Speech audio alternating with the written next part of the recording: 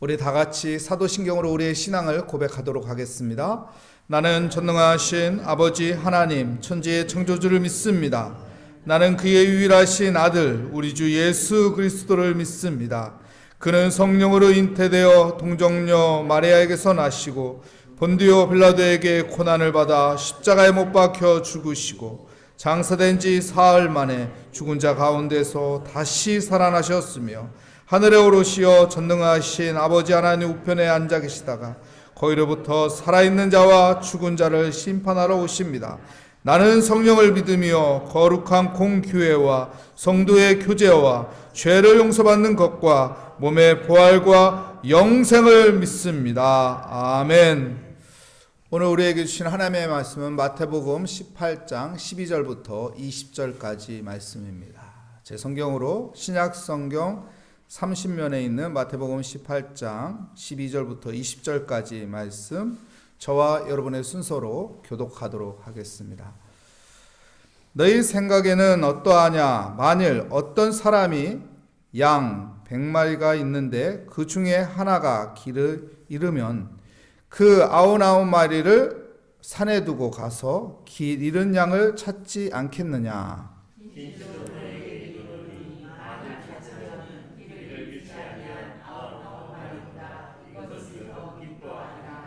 이와 같이 이 작은 자 중에 하나라도 잃은 것은 하늘에 계신 너희 아버지의 뜻이 아니니라.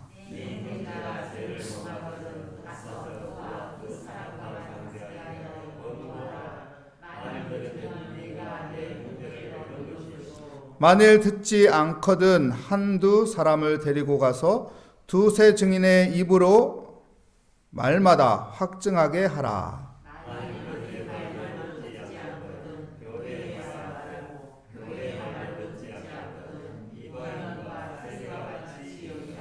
진실로 너희에게 이르노니 무엇이든지 너희가 땅에서 매면 하늘에서도 매일 것이요 무엇이든지 땅에서 풀면 하늘에서도 풀리리라.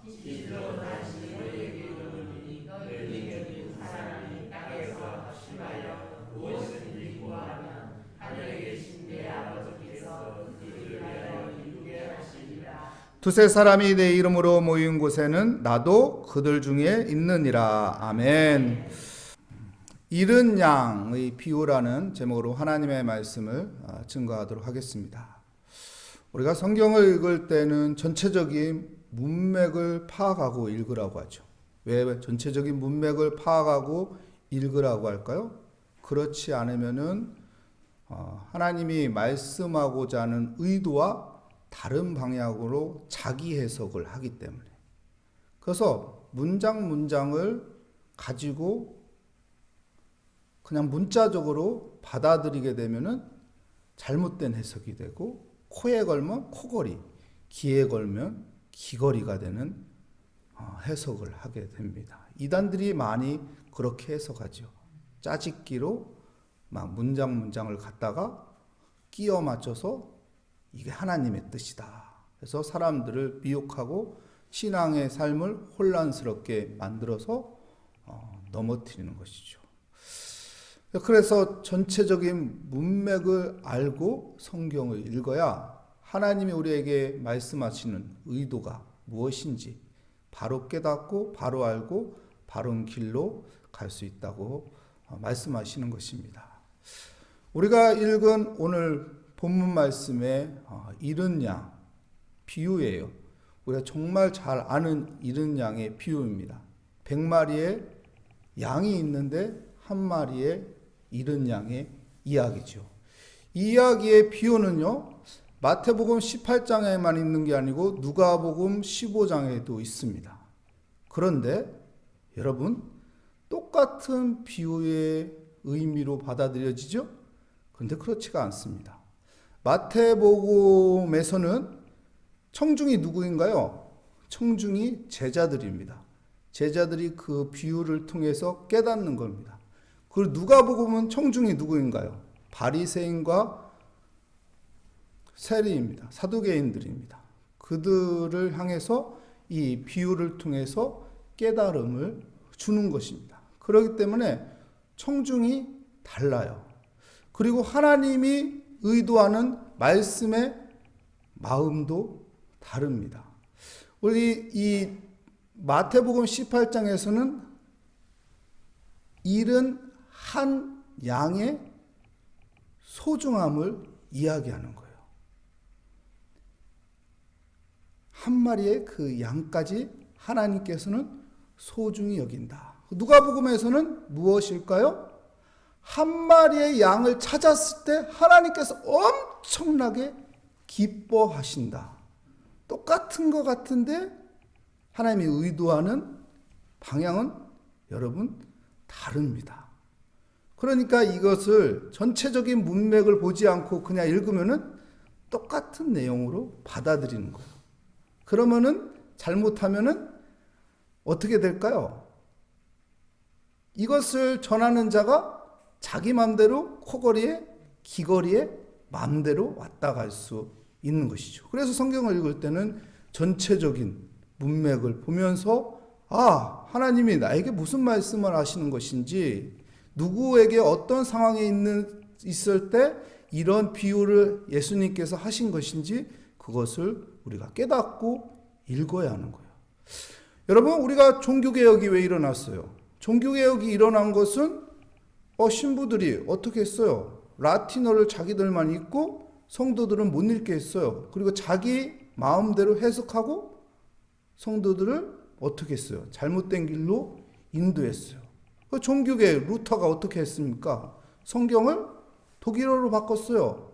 영어로 바꿨어요. 그래서 일반 사람들도 성경을 읽게 했어요. 우리도 한글로 번역해서 어떻게 해요? 한글로 읽게 되잖아요. 그래서 하나님이 의도하는 말씀을 읽을 수 있는 거예요. 여러분, 성경은 성직자만 볼 수 있는 성경이 아니에요. 하나님의 성경을 우리에게 준 건 모든 하나님의 백성들이 다 읽고 이해하고 받아들일 수 있게 너무 쉽게 쓰여진 것이 성경이에요. 그렇기 때문에 우리가 기도하고 읽으면은 이해할 수 있는 것이 하나님의 말씀입니다. 그러니까 하나님의 말씀을 여러분 잘 전체적인 것을 바라보며 읽고 하나님의 뜻을 받아들이고 살아가는 믿음의 사람이 되시기를 축복합니다.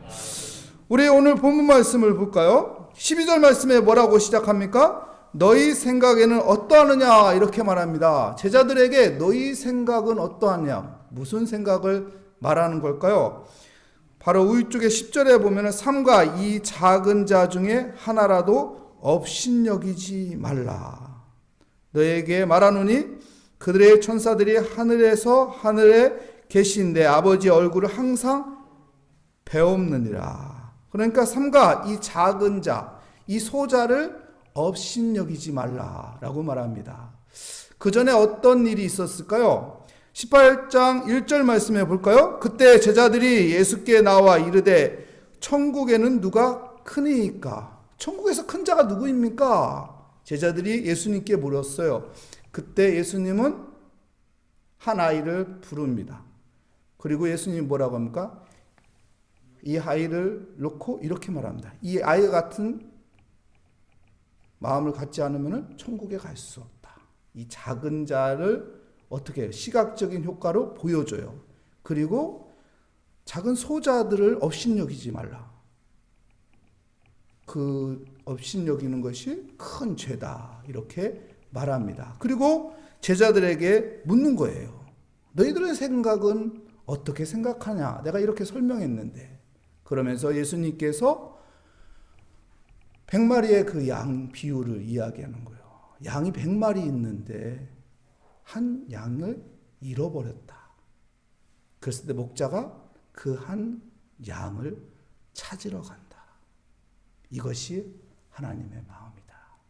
천국에서 큰 자, 너희들 쓸데없는 사오정 같은 생각을 하고 있는데, 제자들, 너희들 천국에서 내가 큰 자가 돼야지, 이런 생각 갖지 말고 너희들이 있는 이 공동체 안에서 작은 소자를 봐라. 그 소자 한 사람 한 사람을 하나님은 소중히 여긴다. 그러니까 공동체 안에 있는 모든 사람들을 하나님은 소중히 여긴다는 거예요. 잘난 사람을 소중히 여기고 못난 사람은 하찮게 여기고 그렇지 않다는 거예요. 부모가 잘난 자식은 안으로 이렇게 하고 못난 자식은 내팽개치나요? 안 해요. 부모의 마음은 어떻게 해요? 잘나건 못나건 다 안는 것이 부모의 마음입니다. 하나님의 마음이 그렇다는 것이죠. 그래서 제자들에게 말하는 건 뭐예요? 공동체의 모든 사람들을 소중히 여겨라. 천국에서 내가 큰 자가 돼야지. 천국에서 어떻게 해야 큰 자가 될 수 있을까? 어떻게 해야 인정받을 수 있을까? 그런데 초점을 가지고 살지 말고 우리에게 주어진 이 공동체 안에서 이 작은 자들을 살피면서 소중히 여기는 마음을 가지고 살으라는 것이죠. 같이 신앙생활하는데 아니 옆에 있었는데 없어진 것도 몰라. 그렇게 신앙생활하면 안 된다는 거예요. 내 옆에 있었던 사람이 어디로 갔지? 요즘 왜 안 나오지? 옆 사람한테 물어보기라도 하던가 아니면 전화를 해보던가 그 사람에 대한 관심을 가지며 살아야 한다는 것을 가르쳐주고 있는 것입니다. 이 공동체의 소중함을 제자들에게 가르쳐주고 있는 것이죠. 그래서 14절 말씀에 뭐라고 말합니까? 이와 같이 이 작은 자 중에 하나라도 잃는 것은 하늘에 계신 너희 아버지의 뭐라고 말합니까? 뜻이 아니다. 뜻이 아니다. 여러분 오늘 좀 그런 마음을 가졌으면 좋겠어요. 내 주위에 안 보이는 사람이 있다면 또한 내 주위에 있는 사람이 뭔가 힘들어하는 것이 있는 것 같다고 생각하면 그 사람에게 전화 한 번이라도 아니면 그 사람을 만나서 함께 대화를 나눈다든가 아니면은 그 사람을 위해서 여러분 중보기도하는 믿음의 사람이 되시기 바랍니다. 저는 어제 전화를 했는데 전화를 안 받더라고요. 그래서 문자를 보냈어요. 잘 있어요? 딱 보냈더니 문자가 왔어요. 뭐라고 온 줄 아세요? 살아있어요. 괜찮아요. 걱정 안 하셔도 돼요. 그래서 제가 답 주셔서 감사합니다. 이렇게 했어요. 왜냐면은 답을 안 주는 분도 있어요. 그래도 그냥 보내는 거죠. 근데 답이 살아있어요 하니까 마음에 기쁨이 있더라. 반응을 해주니까. 그러니까 우리가 서로 간에 그 사람이 반응이 없어도 관심을 줘야 합니다. 언젠간 반응을 하겠지. 반응을 주면은 감사한 거 아니에요. 나도 이렇게 감사한데 하나님은 얼마나 감사하겠어요. 하나님은 그 한 사람 한 사람 그 작은 자를 얼마나 소중히 여기는지 그 하나님의 마음을 품고 살아가는 삶이 되시기 바랍니다. 우리 가족 중에 한 사람이 눈에 잘 안 보이거나 좀 얼굴 혈색이나 분위기가 좀 다운돼 있으면 걱정되잖아요. 이처럼 우리 믿음의 공동체는 가족이라고 하잖아요. 서로 간에 관심 주시고 서로 간에 사랑과 섬김을 나누는 우리 아름다운 모리아교회 공동체가 되시기를 축복합니다. 그리고 이제 이어서 말하고 있죠. 15절부터 20절까지 무슨 말을 하나요? 교회 안에서 불미스러운 일이 일어난 거예요. 불미스러운 일이 일어났을 때 어떻게 하라고 합니까? 15절 말씀에 보면 한 사람이 찾아가서 권면해라. 근데 알아듣지 못해요. 그러면 16절에 뭐라고 말하죠? 두세 사람이 가서 또 권면해라. 무엇을 말하는 거예요? 그 두세 사람을 데리고 가서 내 말이 잘못되지 않은 것을 확인시키라는 거예요. 그래도 알아듣지 못하면 어떻게 해요? 17절 말씀에 뭐라고 말하죠? 이제 교회에서 말하라고 해요. 교회적으로 그에게 이제 잘 알아듣게 말하라는 것이죠. 그래도 뭐라 하면 어떻게 해요? 이방인 취급하라고 하는 것이죠. 출교 당하는 것이죠. 그리고 이제 18절 말씀에 우리 한번 읽어볼까요? 진실로 너희에게 이르노니 무엇이든지 너희가 땅에서 매면 하늘에서도 매일 것이요 무엇이든지 땅에서 풀면 하늘에서도 풀리리라. 이 말씀이 뭘까요? 교회 공동체 안에서 교회를 혼란스럽게 만드는 사람들에 대한 어떤 징계를 내린다는 거예요. 그래서 땅에서 매이면 교회 공동체가 어떤 혼란을 일으키면은 하늘에서 복을 줘야 하는데 그 교회에 복을 안 준다는 거예요. 하나님께서 은혜를 베풀지 않는다는 거예요. 그래서 이 말씀을 가지고 과거에 어떻게 했습니까? 카톨릭에서 많은 사람들을 죽였어요. 교회를 혼란스럽게 한다. 하나님은 질서의 하나님인데 왜 이렇게 혼란스럽게 하냐? 너의 말 한마디 때문에 교회가 이렇게 혼란스럽다. 그래서 어떻게 해요? 화형에 처했어요. 근데 바른 화형이었으면 좋은데 바르지 않는 화형을 쳤습니다. 교회를 잘못된 것을 위해서 종교개혁으로 해서 진리를 외쳤는데 그 진리를 외친 사람들이 화형당했죠. 그러니까 가짜가 중심에, 교회 중심에 있었고 진짜가 화형당하는, 이게 이제 기독교의 역사잖아요. 우리가 잘 아는.